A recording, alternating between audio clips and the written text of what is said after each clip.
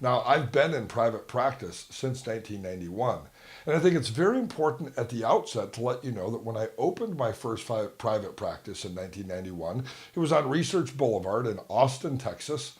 I leased a very nice office, and I filled it with very nice therapist office furniture. And I actually created some awesome business cards that I could pass out to people. I even went to local sandwich shops and stuck those business cards on bulletin boards.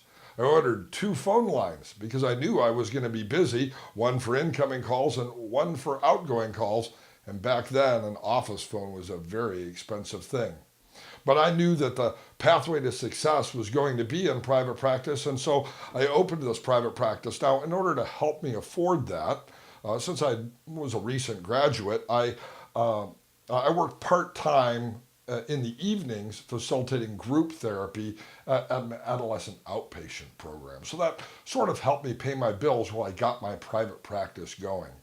And 2, 3 months into the private practice, I still had very few phone calls. In fact, I actually remember sitting in my office, watching the cars drive by. Research Boulevard is a very busy place in Austin, Texas, and just staring at the telephone, wondering if it was going to ring. You see, at that time, a movie had been released in the previous year or two titled Field of Dreams.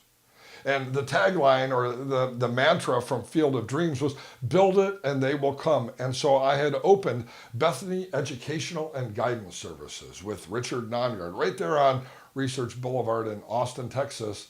And although I built it, nobody came. It was probably about 4 or 5 or maybe 6 months into this process that I finally decided I could no longer afford the rent. I could no longer afford the telephone lines, and I actually closed my private practice.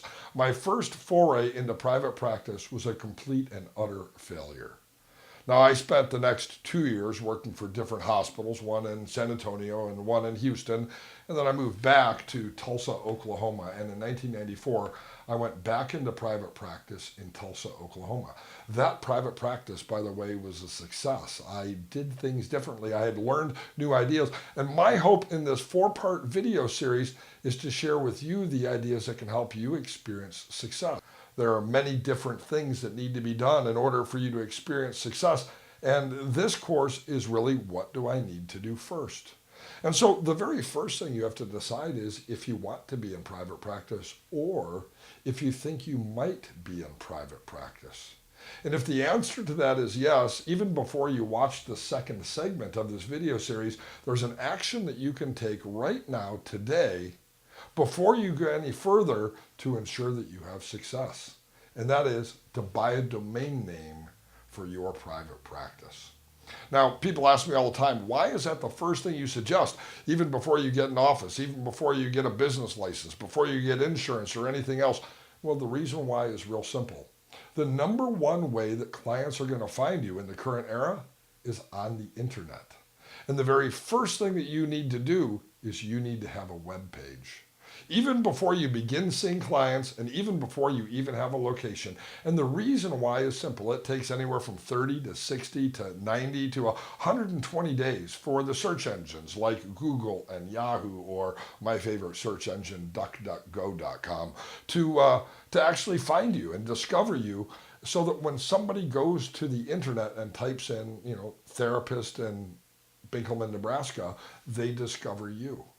You see, there are a lot of other therapists out there. They already have websites and they're already in the search engine rankings. And so it's going to be very important for you to do some very specific tasks so that you can climb to the top of the search engines and actually be discovered by individuals.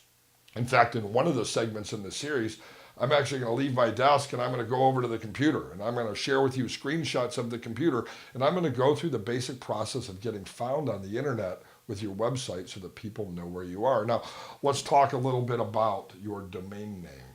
I think it's very important that you use a regional domain name. By that, what I mean is TulsaCounseling.com or TulsaHypnosis.com or CounselingTulsa.com or something of that sort.